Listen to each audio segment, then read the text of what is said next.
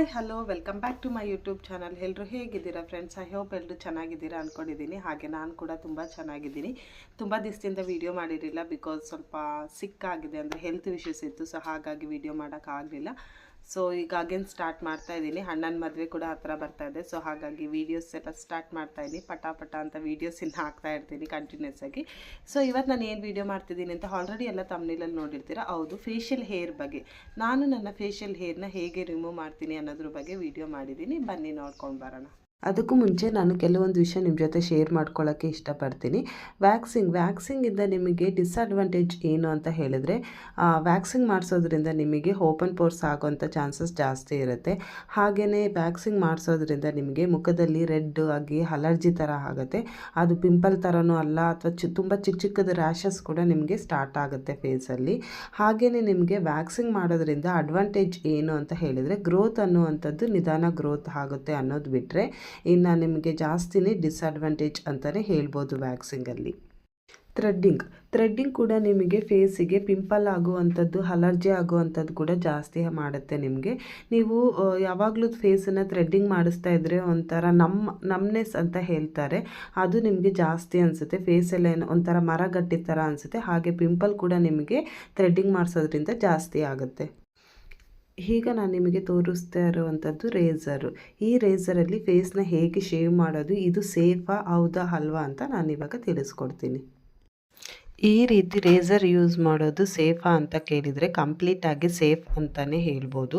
So ಇದನ್ನು use ಮಾಡೋದು ಹೇಗೆ ಅಂದರೆ, ಮೊದಲು ನಿಮ್ಮ ಫೇಸ್ನ ಕ್ಲೀನಾಗಿ ವಾಶ್ ಮಾಡ್ಕೋಬೇಕಾಗತ್ತೆ. ತಣ್ಣೀರಲ್ಲೇ, ಬಿಸಿನೀರಲ್ಲ.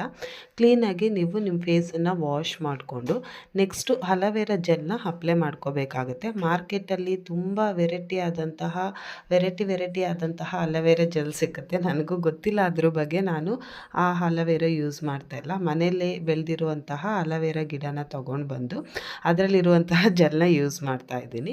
ಸೊ ಈಗ ನೀವು ನೋಡ್ತಾ ಇರ್ಬೋದು, ನಾನು ಇದನ್ನು ಯೂಸ್ ಮಾಡ್ತಾ ಇದ್ದೀನಿ.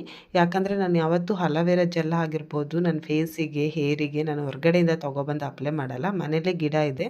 ಸೊ ಹಾಗಾಗಿ ಅದನ್ನೇ ನಾನು ಯೂಸ್ ಮಾಡ್ತೀನಿ. ಮೊದಲಿಗೆ ಇದನ್ನು ನಾನು ಎಲ್ಲೆಲ್ಲಿ ಶೇವ್ ಮಾಡ್ತೀನಿ ಅಲ್ಲೆಲ್ಲ ನಾನು ಅಪ್ಲೈ ಮಾಡ್ಕೊಳ್ತೀನಿ. ಹಾಗೆಯೇ ನಾನು ಇನ್ನೊಂದು ಹೇಳ್ಬೇಕು, ನೀವು ರೇಝರ್ ಯೂಸ್ ಮಾಡ್ತಿರೋದು ಸೇಫಾ? ಇದರಿಂದ ಕೂದಲು ತುಂಬ ತಿಕ್ಕಾಗಿ ಬರಲ್ವಾ, ತುಂಬ ಕಪ್ಪಾಗುತ್ತೆ ಮತ್ತು ತುಂಬ ತಿಕ್ ಬರುತ್ತೆ ಅಂತಲೇ ನೀವು ಹೇಳ್ಬೋದು. ನೀವು ಕೇಳಿರ್ತೀರ ಕೂಡ. ನನಗನ್ಸಿದ ಪ್ರಕಾರ ನಾವು ಡಾಕ್ಟ್ರ್ ಹತ್ರ ಹೋದರೂ ಕೂಡ ಡಾಕ್ಟ್ರು ಹೇಳ್ತಾರೆ, ಈ ವ್ಯಾಕ್ಸಿಂಗು ಥ್ರೆಡ್ಡಿಂಗಿಂತ ರೇಝರ್ನೇ ಯೂಸ್ ಮಾಡಿ ಅಂತ ಹೇಳ್ತಾರೆ. ಅದೇ ಯಾವ ರೀತಿ ಯೂಸ್ ಮಾಡೋದು ಅನ್ನೋದ್ರ ಮೇಲೆ ಡಿಪೆಂಡ್ ಆಗಿರುತ್ತೆ ಅಷ್ಟೇ. ಸೊ ಹಾಗಾಗಿ ಇದು ಕಂಪ್ಲೀಟಾಗಿ ಸೇಫ್ ಅಂತಲೇ ಹೇಳ್ಬೋದು. ಇದರಿಂದ ನಿಮ್ಮ ಕೂದಲು ತುಂಬ ತಿಕ್ಕಾಗುತ್ತೆ ಅಥವಾ ನಿಮ್ಮ ಗ್ರೋತ್ ಜಾಸ್ತಿ ಆಗುತ್ತೆ, ಗಂಡು ಮಕ್ಕಳು ಥರ ನಮಗೆ ಬರುತ್ತೆ ಅಂತ ಅಂದ್ಕೊಂಡ್ರೆ ಅದು ರಾಂಗ್ ಅಂತಲೇ ನಾನು ಹೇಳ್ತೀನಿ.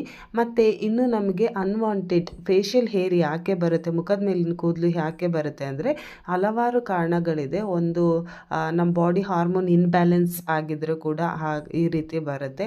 ಹಾಗೆಯೇ ಇನ್ನೊಂದು ಏನಂತ ಹೇಳಿದರೆ, ಜನ್ರೇಷನ್, ಅಂದರೆ ನಮ್ಮ ಹಿಂದೆ ನಮ್ಮ ಮನೇಲಿ ಯಾರಿಗಾದ್ರೂ ಅಮ್ಮನಿಗಿರ್ಬೋದು, ಆಬ್ವಿಯಸ್ಲಿ ಅಪ್ಪನಿಗಿರುತ್ತೆ, ಅಮ್ಮನಿಗಿರ್ಬೋದು ಅಥವಾ ಅಜ್ಜಿಗಿರ್ಬೋದು, ಅವರಿಂದ ನಮಗೆ ಜೀನ್ಸಿಂದನೂ ಬರುತ್ತೆ.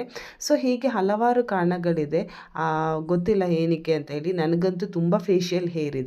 ನೋಡಿ, ನೀವು ಈ ರೀತಿ ಇಟ್ಕೊಂಡು ನಿಮ್ಮ ಕೆನ್ನೆನ ಉಪ್ಪಂತ ಮಾಡಿ ನೀವು ಹೇರ್ನ ರಿಮೂವ್ ಮಾಡಬೇಕಾಗತ್ತೆ. ಸೊ ನನಗಂತೂ ತುಂಬ ಫೇಶಿಯಲ್ಸ್ ಹೇರ್ ಇದೆ, ನೀವು ನೋಡ್ತಾ ಇರ್ಬೋದು. ಮತ್ತು ಈ ಫೇಶಿಯಲ್ ಹೇರ್ ಈ ರೀತಿ ರೇಝರಿಂದ ಯೂಸ್ ಮಾಡೋದ್ರಿಂದ ನಿಮಗೆ ಗ್ರೋತ್ ಬೇಗ ಆಗುತ್ತೆ ಅಂತ ಅಂದ್ಕೊಂಡಿದ್ರೆ ತಪ್ಪು. ಅದೇನಂತ ಹೇಳಿದರೆ, ಇದು ರೂಟ್ಸಿಂದನೇ ನಾವು ಬರಲ್ಲ ಅಲ್ಲ, ನಾವು ಮೇಲೆ ಜಸ್ಟ್ ಹೀಗೆ ಕಟ್ ಮಾಡೋದಲ್ವ. ಹಾಗಾಗಿ ನಮ್ಗೆ 2 ದಿವಸಕ್ಕೆ 3 ದಿವಸಕ್ಕೆ ತುಂಬ ಬಂದಂಗೆ ಅನಿಸುತ್ತೆ ಅಷ್ಟೇ. ಇದರಿಂದ ನಮಗೆ ಬೇಗ ಗ್ರೋತ್ ಜಾಸ್ತಿ ಆಗುತ್ತೆ ಅಂದ್ಕೊಳ್ಳೋದು ತಪ್ಪು. ಈಗ ನೀವು ನೋಡ್ಬೋದು, ವ್ಯಾಕ್ಸಿಂಗಲ್ಲಿ ನಿಮಗೆ ಲೇಟಾಗಿ ಗ್ರೋತ್ ಆಗುತ್ತೆ, ಯಾಕಂದರೆ ಅದು ರೂಟ್ಸಿಂದನೇ ಕೀಳ್ತಾರೆ. ಹಾಗಾಗಿ ಇದಂದರೆ ನಾವು ಮೇಲೆ ಕಟ್ ಮಾಡೋದಲ್ವ. ಸೊ ಹಾಗಾಗಿ ನಮಗೆ ಬೇಗ ಬರುತ್ತೆ ಅಷ್ಟೇ.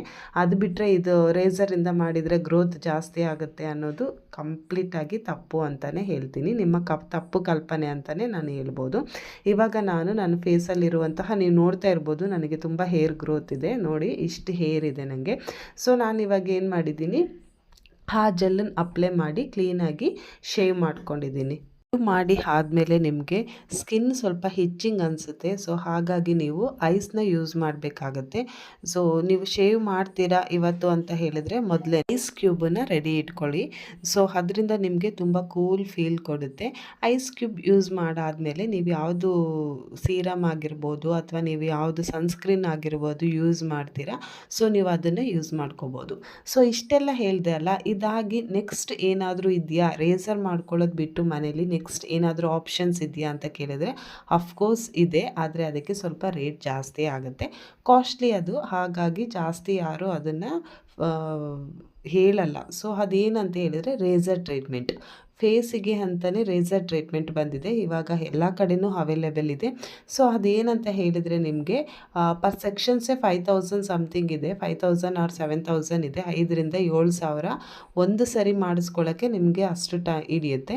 ಇದು ಕಂಪ್ಲೀಟಾಗಿ ಹೇರ್ ರಿಮೂವ್ ಮಾಡುತ್ತಾ ಅಂತ ಕೇಳಿದರೆ ಇಲ್ಲ, ಪರ್ಮನೆಂಟ್ ಹೇರ್ ರಿಮೂವಲ್ ಅಲ್ಲ. ಯಾಕಂದರೆ ನಾನು ವರ್ಕ್ ಮಾಡಿರ್ತೀನಿ, ನಾನು ಫೇಸಿಗೆ ತುಂಬ ಸರಿ ಹೇರ್ ಲೇಸರ್ನ ಯೂಸ್ ಮಾಡಿದ್ದೀನಿ, ಹೇರ್ ರಿಮೂವಲ್ ಲೇಸರ್ನ ಯೂಸ್ ಮಾಡಿದ್ದೀನಿ. ಸೊ ಹಾಗಾಗಿ ಪರ್ಸ್ನಲ್ ನನಗೆ ಗೊತ್ತಿರೋ ಹಾಗೆ, ಅಥವಾ ನೀವು ಹೋಗಿ ಯಾವುದಾದ್ರೂ ಡರ್ಮಟಾಲಜಿಸ್ಟ್ ಹತ್ರ ನೀವು ಹೋಗಿ ಕೇಳಿದ್ರೂ ಅವ್ರು ಇದೇ ಹೇಳೋದು, ಪರ್ಮನೆಂಟಾಗಿ ನಿಮಗೆ ಯಾವುದು ನಿಂತೋಗಲ್ಲ, ನಿಮಗೆ ರೆಡ್ಯೂಸ್ ಆಗುತ್ತೆ ಅಷ್ಟೇ.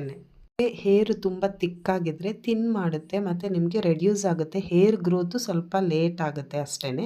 ಅದು ಬಿಟ್ಟು ನಿಮಗೆ ಪರ್ಮನೆಂಟಾಗಿ ಹೇರ್ ರಿಮೂವಲ್ ಆಗುತ್ತೆ ಅಂತ ಯಾರಾದರೂ ಹೇಳಿದರೆ ಅದು ಕಂಪ್ಲೀಟಾಗಿ ಸುಳ್ಳು ಇನ್ಫಾರ್ಮೇಷನ್ನೇ. ನೀವು ಹೋಗಿ ನೀವು ಮಾಡಿಸ್ಕೊಳ್ಬೇಕಾದ್ರೆ ಡರ್ಮಟಾಲಜಿಸ್ಟ್ ಹತ್ರನೇ ಕೇಳಿ, ಅವರೇ ಹೇಳ್ತಾರೆ ಇದು ನಾಟ್ ಕಂಪ್ಲೀಟಾಗಿ ನಿಲ್ಲಲ್ಲ, ಇದು ಹೇರ್ ರೆಡ್ಯೂಸ್ ಮಾಡುತ್ತೆ ಅಷ್ಟೇ ಅಂತೇಳಿ.